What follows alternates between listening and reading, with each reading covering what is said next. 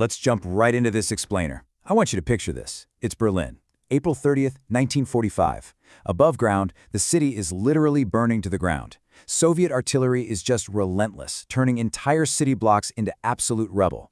The air is thick with smoke and ash, and the explosions, they just don't stop. But if we go 55 feet below those shattered streets, the vibe is chillingly different.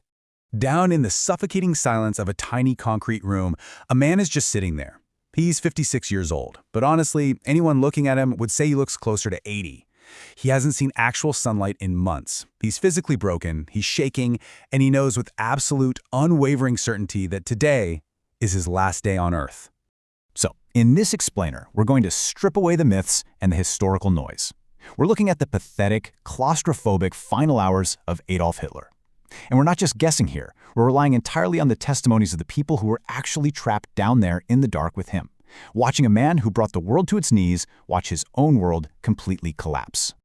To really wrap our heads around this day, we're going to follow a strict chronological countdown of April 30th, starting with hour 1 in the doomed bunker.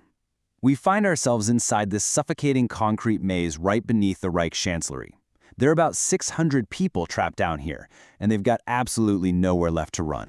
Now, his physical and mental state at this point was deteriorating incredibly fast. He'd been living underground since mid-January, and his health was totally failing. He had Parkinson's, so his left hand was trembling uncontrollably, he was hunched over, and his eyes were just glassy. And keep in mind, just the day before, he checked off 2 highly revealing final tasks. First, he married Eva Braun in this bleak, joyless little ceremony right there in the bunker. Then, he dictated his last will and testament. And honestly, it's a cowardly document. He completely refused to face reality, blaming literally everyone but himself for the war, the millions of deaths, and the total ruin of the continent. Moving on to hour 6, it brings us to a surreal breakfast. It's right around 8 a.m., and Hitler gets a grim military briefing. The officers basically tell him the inevitable. Soviet forces are less than 500 meters away. They're fighting street by street, building by building. There's no backup coming. There will be no last-minute miracle. The absolute absurdity of this moment is staggering. After dismissing his officers, while the world outside is literally ending in fire and destruction, Hitler actually sits down with his secretaries and his cook for his usual breakfast, spaghetti with a light sauce and a salad. I mean, can you imagine? They ate in near silence. He'd occasionally make some small talk about his dog, Blondie, and what he hoped history would say about him. The women at that table later said the breakfast was unbearable. Not because of the conversation itself, but because of the massive, apocalyptic reality they were all completely ignoring. Fast forward to hour 10, the farewells. It's early afternoon now, and a definitive final choice has been made. He decides he won't flee, he won't surrender, and above all else, he will absolutely not be captured alive. Now you might be wondering, why was he so completely resolved on this? Well, there was one specific reason. He was totally terrified of suffering the public, humiliating fate of his Italian ally Benito Mussolini. Just a couple of days before, Mussolini had been captured, shot, and his body was hung upside down in a public square in Milan for crowds to literally spit on. Hitler was deeply haunted by that image, and he was dead set on making sure that did not happen to him. So shortly after 2 p.m., he emerges from his private quarters for the very last time. He walks slowly down the bunker's corridor to say his goodbyes to his generals, his staff, and the secretaries. He's shaking hands, murmuring things that no one could even clearly remember later. Witnesses said he had this totally blank expression, just empty eyes. Kind of like watching a man walk through a room he had already left, you know? Eva Braun was right there beside him, perfectly calm, having chosen to die with him.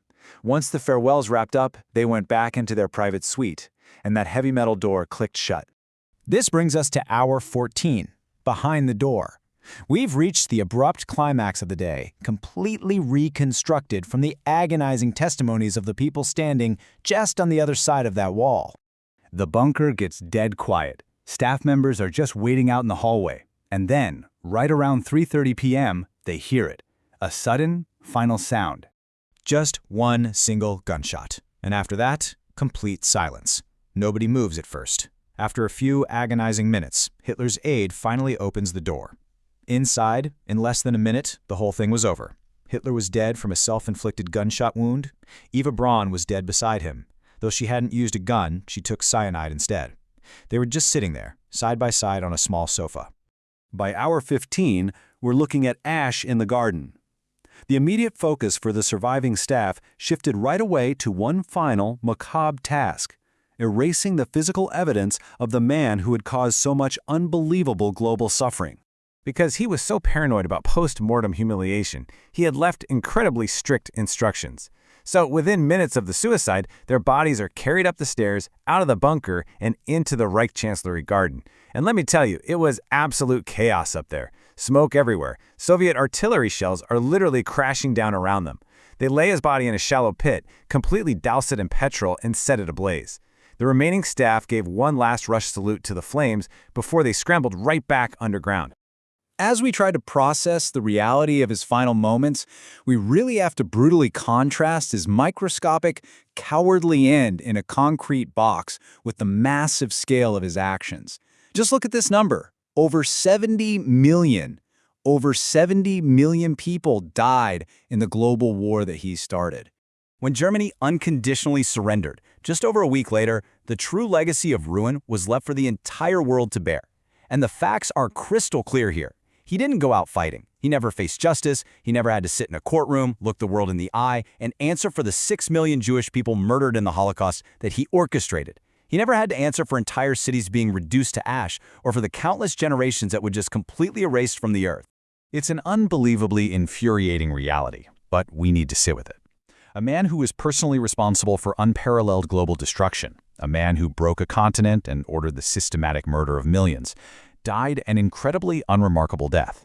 There was no grand theatrical demise, just eating spaghetti in the morning, hiding underground, and taking a bullet in the afternoon. As we wrap up this explainer, we're left to grapple with a really uncomfortable truth. We often expect history to give us these satisfying, triumphant endings, where the villain is caught, put on trial, and brought to justice for everyone to see. But history doesn't always give us the ending we want. Sometimes it just leaves us with a broken man in a tiny concrete room, a locked door, and silence. So I'm going to leave you with this question to think about. When the architect of so much suffering just entirely evades the judgment of the world, how do we as a society actually find closure?